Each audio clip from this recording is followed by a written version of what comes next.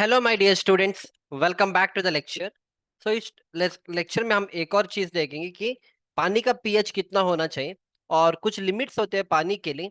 ठीक है, वो वाला पॉइंट भी हम देख लेंगे। ठीक है, या so generally the quality of water for the construction work are as same as drinking water. मतलब जो भी अगर कोई भी पूछेगा कि हम पानी किस तरह से हमें पानी को यूज करना है अपने कॉन्क्रीट में, जो पानी हम लोग पीते हैं ना, that water is fit enough to be use for the construction. The water shall be clean and shall not contain sugar. Sugar पता है क्यों क्या होगा? It will act as a retarder. Molasses, their derivatives or sewage oil, organic substances, etc. If the quality of water to be used for the mixing is in doubt, मतलब अगर मान लो जैसे हमने बहुत सारे टेस्ट किया था, सीमेंट के ऊपर किया था हमने, अडल्ट्रेशन भी फाइंड किया था। मान लो कल आपको साइड पे पानी का भी टेस्टिंग करना है। ऑफ कोर्स टेस्टिंग करने के लिए आप पीएच फाइंड कर सकते हो, आप लैब में भेजोगे, that is a different thing. पर साइड में आप कैसे करोगे? So if the quality of water to be used for the mixing is in doubt, cubes of 75 in cement mortar 1:3 mix with a distilled water and with the water in question shall be made separately. मतलब आप 1:3 ratio, मतलब 1 part cement लोगे, 3 part आप sand लोगे। ठीक है, और 75 का क्यूब जो है उसमें आप कंक्रीट बनाओगे।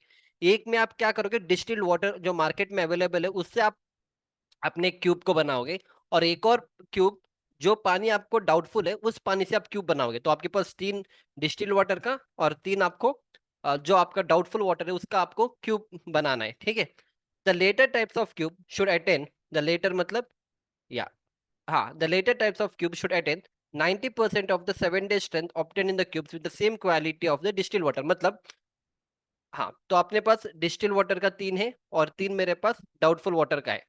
अब ये जो इसका जो स्ट्रेंथ आता है ना, the latter type of cube should attain 90%, मतलब ये जो डिस्टिल वाटर का जो स्ट्रेंथ आता है 7 दिन के बाद, उसका 90% ऑफ द स्ट्रेंथ ना मेरे को डाउटफुल वाटर में आना है। फॉर एग्जाम्पल देखो, the latter type of cube should attain 90% of 7 day strength obtain in the cube with the same quantity of the distil water.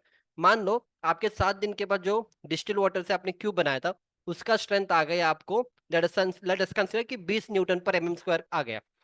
तो 7 दिन के बाद इस वाले जो पानी से आप क्यूब बनाओगे ना, इसका 90% कितना हो जाएगा? 20%। अगर 20 न्यूटन पर एमएम स्क्वायर का 90% बनाओ तो 20 × 0.9 लगभग 18, या तो यहाँ पे जब आप टेस्टिंग करोगे ना आपका डाउटफुल वाटर का, उसका आपको 7 दिन के बाद 18 न्यूटन पर एमएम स्क्वायर का स्ट्रेंथ आना चाहिए। अगर इतना स्ट्रेंथ आ रहा है इट मीन्स जो पानी आप यूज कर रहे हो it's of a good quality and you can go with that water. ठीक है, इतना क्लियर है? या the pH value of water shall be generally not less than 6। क्यों? क्योंकि 6 के कम होगा तो क्या हो जाएगा? आपका एसिडिक बनेगा। अगर पानी एसिडिक है तो क्या हो जाएगा? जैसे पानी आपके कंक्रीट के साथ आप मिलाओगे, फिर जब रिबार के साथ आ जाएगा, then what will happen? Corrosion is going to happen। ठीक है, तो दैट इज वाई एक पीएच स्केल होता है जो मैंने समझाया था, 0 से 14 रहेगा और 0 से 6 आपका एसिडिक रहेगा, और 7 तो वैसे भी न्यूट्रल है।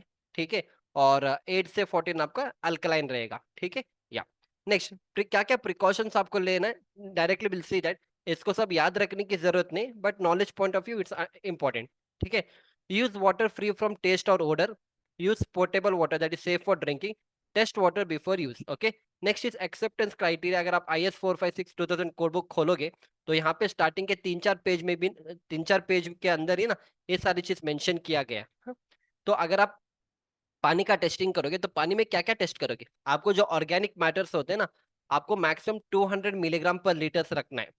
इनऑर्गेनिक होगा अगर 3000 मिलीग्राम पर लीटर तक हम अलाउ करेंगे। अगर सल्फेट्स रहेगा तो 400 मिलीग्राम पर लीटर। अगर क्लोराइड्स रहेंगे तो 2000 तक हम अलाउ करेंगे। किसके लिए? फॉर नॉट कंटेनिंग स्टील, मतलब पीसीसी वर्क के लिए आपका जो क्लोराइड कंटेन है ना, 2000 मिलीग्राम पर लीटर आप रख सकते हो। अगर आप आरसीसी में यूज कर रहे हो पानी, तब आपको 520 तक ही आपको स्टॉप करना है। क्यों? क्योंकि रिबार रहेगा ना तो फिर करोजन हो जाएगा क्लोराइड के साथ। ठीक है, एंड सस्पेंडेड मैटर जो है वो आपको 2000 मिलीग्राम पर लीटर आपको रखना है। जब आप पानी टेस्टिंग के लिए दोगे ना तो ये सारे रिजल्ट्स वो लोग निकाल के देंगे आपको, फिर आपको लिख के देंगे कि IS 45 के हिसाब से और the water what you are given is within the limits and you can use this water for the construction. ठीक है, चलो। हाँ, देखो यहाँ पे लिखा है the pH scale ranges from 0 to 14। A pH of 7 is neutral, a pH of less than 7 is acidic, ठीक है, and a pH greater than 7 is basic.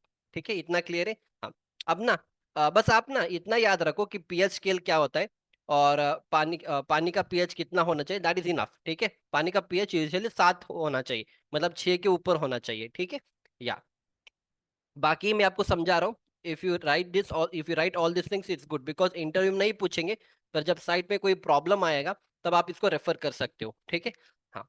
अगर आपके जो पानी है, अगर उसमें अल्कली कार्बोनेट्स एंड बाइकार्बोनेट्स है, तो उससे क्या प्रॉब्लम हो जाएगा, सेटिंग टाइम के ऊपर उसका इफेक्ट पड़ेगा। अगर आपके पानी में क्लोराइड्स रहेंगे तो क्या हो जाएगा, reinforce corrosion of your reinforcement is going to happen. अगर आपके पानी में सल्फेट्स रहेंगे तो फॉर्मेशन ऑफ एक्सपेंसिव एलिमेंट, मतलब वॉल्यूम चेंज होगा, एक्सपांसिव होता रहेगा आपका जो सीमेंट रहेगा या concrete, it is going to expand. फिर अगर टोटल सॉलिड्स रहेंगे तो स्ट्रेंथ में इफेक्ट करेगा।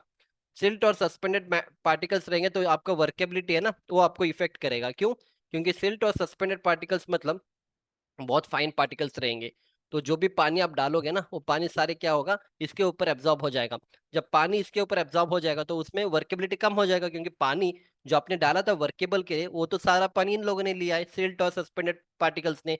तो क्या होगा, पानी का जो अमाउंट है वो कम होगा, तो आपका कॉन्क्रीट कॉन्क्रीट नॉन वर्केबल रहेगा, तो वर्केबिलिटी के ऊपर उसका इफेक्ट पड़ेगा। अगर ऑयल रहेगा, एक्शन ऑफ एयर एंट्रेनमेंट, मतलब ऑयल में क्या होगा, oil is again it is a fluid. तो हमने एयर एंट्रेनमेंट का देखा था ना, तो इसका उसका इफेक्ट आएगा action of air entrainment. Next, अगर आप शुगर लगाएंगे तो क्या होगा, retard the setting time on, मैंने आपको प्रैक्टिकल एग्जांपल भी समझाया था। फिर अगर अलगे रहेगा तो स्ट्रेंथ के ऊपर, मतलब आपका जो स्ट्रेंथ है कंक्रीट का वो घट जाएगा। तो ये सारी चीज आप नोट डाउन करो। In interview it's not required, they won't ask all this things, पर आप लिख के रखो, ताकि जब साइट में मान लो कल कुछ हो गया आपके साइट में, तो आप रेफर कर सकते हो। मान लो सेटिंग टाइम, जैसे हम मैंने कहा था कि शुगर ऐड करेंगे तो रिटार्ड द सेटिंग टाइम होगा, कुछ कुछ और हो गए, तो आप ना ये सारे टेस्टिंग करके लैब में आप इसका टेस्टिंग करा सकते हो। ठीक है, तो for example let us consider कि आपका जो कंक्रीट है ना, हाँ, उसमें वर्केबिलिटी बहुत कम हो गया, मतलब स्टार्टिंग सब कुछ ठीक था, पर आपका कंक्रीट, आप जितने भी वाटर सीमेंट लगा रहे हो सब आपने टेस्टिंग कर लिया, फिर भी साइड पे क्या हो रहा है, इसका वर्केबिलिटी बहुत कम हो रहा है, जितना आपको एक्सपेक्टेड था वो नहीं मिल रहा है। फिर आपको पता है कि इसका प्रॉब्लम क्या हो सकता है, सिल्ट और सस्पेंडेड पार्टिकल्स। तो आप क्या कर सकते हो, ये जो अपना पानी उसका टेस्टिंग कर सकते हो। देखो, सस्पेंडेड मैटर आपको 2000 मिलीग्राम पर लीटर रखना चाहिए, और इससे ज्यादा आ रहा है, इसका मतलब ये प्रॉब्लम यहाँ पे। तो इस तरह से आप आइडेंटिफाई कर सकते हो। ठीक है, so if you have all this knowledge it's always good, ताकि आप कोई भी आप डिसीजन ले सकते हो साइड पे। या next, which is very important question, next important question is that can we use PPC cement instead of OPC cement. Okay, इसको एक बार चेंज करेंगे। Can we use PPC cement instead of,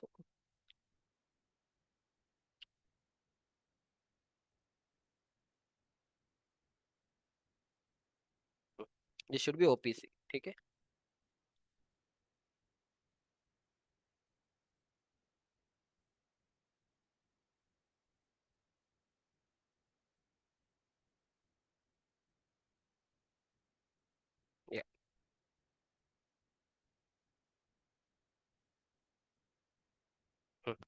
so first will try to see that yes we can use PPC cement, मतलब Portland pozzolana cement क्या होता है ना, जिसमें हम फ्लाई ऐश जीबीएस सब ऐड करेंगे, that is called as PPC cement. Okay, yes we can use PPC cement instead of OPC cement, and by using PPC cement we are actually reducing the cement content and eco friendly, right.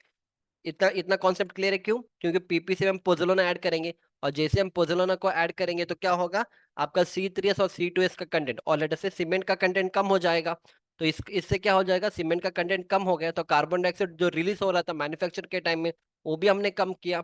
Second is eco friendly, pozzolana use करने की वजह से आपको कोई problem नहीं होता है। In fact जो प्रॉब्लम था, गवर्नमेंट का जो प्रॉब्लम था, गवर्नमेंट का क्या प्रॉब्लम था, क्योंकि ये जो फ्लाई ऐश और GGBS it's a waste product from the coal and steel industry. अब इसका ये तो बाई प्रोडक्ट जो है, इसको बहुत बड़ा स्पेस चाहिए था डंप करने के लिए। तो मतलब आपका एक एरिया, पूरा जो लैंड है इसकी, आप पूरा एक जो एक लैंड है, तो वो वेस्ट हो रहा था। चलो वेस्ट भी हो जाएगा, हम इसको डंप करके रखेंगे। पर अगेन क्या हो रहा था, जो fly ash it's very fine in nature, जब because of the air and all क्या हो जाएगा, फिर अगर हवा में चला जाएगा, then again if it comes in contact with human beings, फिर ह्यूमन बींग्स के ऊपर इसका फिर प्रॉब्लम होगा। इसके लिए बड़े बड़े साइलोस के अंदर हम इसको स्टोर करके रखेंगे। तो इसीलिए इसीलिए ये जो बड़ा प्रॉब्लम जो गवर्नमेंट को था, रिसर्चर्स ने इसको क्या कर दिया, सीमेंट के साथ इसको मिला दिया, ताकि हमारा दो प्रॉब्लम सॉल्व हो गए। एक तो कैल्शियम हाइड्रोक्साइड जो हमें प्रॉब्लम क्रिएट कर रहा था, वो तो उसका भी प्रॉब्लम सॉल्व हो गया। सेकंड, हमें ज्यादा सीएसएच जल मिलने लगा। और दूसरा, जो गवर्नमेंट का बड़ा जो प्रॉब्लम था, जो इसको डंप करने का, तो अब वो डंप करने की जरूरत नहीं हो, तो हम कंक्रीट में मिला देंगे, मतलब सीमेंट में मिला देंगे। तो that is the advantage, hence it is called as eco friendly, ठीक है। पर एक प्रॉब्लम क्या है, the problem with PPC cement is that 7 days strength achieved in ordinary Portland cement is achieved in 10 to 13 days for the PPC cement। मतलब जो strength आपको PPC या ओपीसी में मिलेगा, ऑर्डिनरी पोर्टलैंड सीमेंट में जो स्ट्रेंथ आपको 7 दिन में मिलेगा ना, लेटर से 20 न्यूटन पर एमएम स्क्वायर मिल रहा है, तो सेम 20 न्यूटन पर एमएम स्क्वायर अगर आप पीपीसी का सीमेंट यूज करोगे ना, तो आपको 10 से 13 दिन लगता है आपको मिलने में। तो बस एक ही प्रॉब्लम है पीपीसी सीमेंट में, इनिशियल गेन ऑफ स्ट्रेंथ इसमें बहुत कम है। Since construction industry works happens at the faster rate, we don't have much time to wait for strength gain and lose the days। मतलब जब हम कोई भी प्रोजेक्ट्स को करते हैं ना, हमारे पास इतना टाइम नहीं है कि हम 13-14 दिन तक वेट करें। अगर मान लो मैंने फुटिंग किया, तो तुरंत मुझे 24 आवर्स के बाद उसका डी शटरिंग करके, उसका शटरिंग लगा, आई मीन डी शटरिंग करके कॉलम का रिइंफोर्समेंट लगाएंगे, फिर हम स्टार्टर कंक्रीट लगाएंगे। अगर हम वही चीज अगर हम इसमें करेंगे, पीपीसी सीमेंट में करेंगे, हो सकता है स्ट्रेंथ गेन नहीं होगा 24 आवर्स के बाद, तो हमें एक और दिन वेट करना पड़ेगा। तो मैं एक फुटिंग का बात कर रहा हूँ। अगर आप पर डे 5-5 फुटिंग करोगे, तो क्या होगा, डेली आपका डिले हो रहा है, प्रोजेक्ट आपका डिले हो रहा है। अगर आप स्लैब में भी यूज करोगे, तो स्लैब में भी सेम प्रॉब्लम है। जो हम 21 डेज में हम जो स्लैब का सेंटरिंग और प्रॉप्स निकाल रहे थे, पीपीसी सीमेंट की वजह से क्या होगा, आपको 30 डेज तक वेट करना पड़ेगा, मतलब 7 दिन आपने एक्स्ट्रा लिया। तो उससे क्या होगा, आपका प्रोजेक्ट डिले हो जाएगा। So in construction usually we try to avoid with the PPC cement. अगर आपको ऐसा कोई प्रोजेक्ट मिला है जहाँ पे आपको टाइम बाउंड नहीं है, अगर मान लो आपके खुद का घर का कंस्ट्रक्शन कर रहे हो, in that case no problem, you can use PPC cement, क्योंकि घर का कंस्ट्रक्शन है, मैक्सिमम मैक्सिमम एक ग्राउंड फ्लोर रहेगा, फर्स्ट फ्लोर रहेगा, और आपके पास इतना टाइम भी रहेगा ना कि आप, हाँ एक चलो एक महीने अगर लेट भी हो जाएगा तो कोई प्रॉब्लम नहीं। तो जब हम बड़े कंपनीज में वर्क करते, कोई बड़े प्रोजेक्ट्स को लेते, तो हमारा स्टार्टिंग डेट और एंड डेट ऑलरेडी फाइनल हो चुका होगा कि उस दिन में हमें हैंड ओवर करना है साइट को। अगर हम उस दिन पे हैंड ओवर नहीं करेंगे, फॉर एग्जांपल मान लो मैंने आज एक प्रोजेक्ट लिया, ठीक है, एक इंडस्ट्रियल बिल्डिंग का, और अगले साल मेरे को आज 9 सितंबर है, या आज 9 सितंबर है 2022, अगले साल 9 सितंबर 2023 को मेरे को हैंड ओवर करना है। अगर मैं हैंड ओवर नहीं करूंगा उस दिन, अगर ये 2 दिन छोड़ के मैं हैंड ओवर करूंगा, तो क्या होगा, हम कॉन्ट्रैक्ट पे लिखेंगे कि अगर एक दिन का डिले हो गया, तो मान लो 25,000 या 30,000 का फाइन पड़ेगा। तो एज अ क्लाइंट और as a contractor, I mean as a contractor, मेरे को फाइन देना पड़ेगा। तो मैं इस तरह से रिस्क नहीं ले सकता हूँ ना, पीपीसी सीमेंट को यूज करेंगे, फिर अगर स्ट्रेंथ गेन नहीं हुआ, तो फिर हमें वेट करना पड़ेगा। तो in bigger construction company we try to avoid. ठीक है, अगर आपको टाइम बाउंड नहीं है, हाँ आपके पास 2-3 साल का टाइम है, तो you can go with PPC cement. So keeping this in mind, we don't use PPC cement and go with the ordinary Portland cement हम usually यूज करेंगे, ठीक है। ठीक है, हाँ, पर आप पीपीसी भी यूज कर सकते हो। आप ओपीसी में क्या होता है, आज पीपीसी भी आप यूज कर सकते हो, पर जो फ्लाई ऐश और जो जीजीएस का जो कंटेंट है ना, वो आप कम करोगे, तो उसके वजह से क्या होगा, हाँ इसको कंपैरिजन में, पीपीसी को कंपैरिजन में और भी थोड़ा स्ट्रेंथ गेन थोड़ा जल्दी हो जाएगा। That also you can do. आजकल जितने भी सीमेंट्स आ रहे, हम उसमें थोड़ा ना थोड़ा, थोड़ा हम उसमें फ्लाई ऐश मिक्सिंग तो कर ही रहे हैं, नॉट अ प्रॉब्लम, ठीक है। Okay, according to the government maximum हम 35% तक अलाउ कर सकते हैं, जो भी अपने पोजोलोनास है ना, मैक्सिमम कोई भी एक सीमेंट में 35% तक उसको हम अलाउ करेंगे, ठीक, उससे ज्यादा आपको नहीं करना है। या नेक्स्ट, एडवांटेजेस वैसे भी हमें पता है पोजोलोना सीमेंट यूज करने का, क्या क्या एडवांटेजेस है। एक तो इकोनॉमिकल रहेगा, इको फ्रेंडली है, less heat of hydration, less shrinkage cracks, less chance of sulphate attack, less voids due to fineness of pozzolana, क्योंकि बहुत फाइन होते हैं पोजोलोनस। ठीक है, लो परमेबिलिटी, क्योंकि वहां पे क्रैक्स ही नहीं आएंगे, नो वॉइड्स और नो क्रैक्स, तो लो परमेबिलिटी। अगर परमेबिलिटी लो है, तो वाटर पेनिट्रेशन भी कम रहेगा, पर हम यूज नहीं। पर एक प्रॉब्लम क्या है इसमें, डिसएडवांटेज क्या है, पोजोलोना का rate of gain of strength will reduce, but ultimate strength will remain same. Ultimate मतलब हम्म, अगर आप लेटे से 53 ग्रेड का सीमेंट यूज कर रहे हो, तो 53 मिलेगा आपको 28 दिन के बाद, पर इनिशियल गेन ऑफ स्ट्रेंथ आपको थोड़ा लेट होगा। जो 7 दिन में ओपीसी में मिलेगा, आपके पीपीसी में क्या हो जाएगा, 10 से 12 दिन, 10 से 12 दिन लगेगा, ठीक है। इतना ही पूरा कॉन्सेप्ट है पीपीसी के बारे में। तो अगर कोई पूछेगा आपको, बस इतना एक्सप्लेन करो, सिंपल भाषा में एक्सप्लेन करो। इतने सब जरूरत नहीं है, जितना मैंने समझाया 2 बार इसको सुनो, and you will remember that. Main concept समझो कि क्या है, बाकी अपने आप एक्सप्लेन कर सकते हो, ठीक है। या या so I hope you have enjoyed my lecture up to here. We'll see you back in the next lecture. Thank you.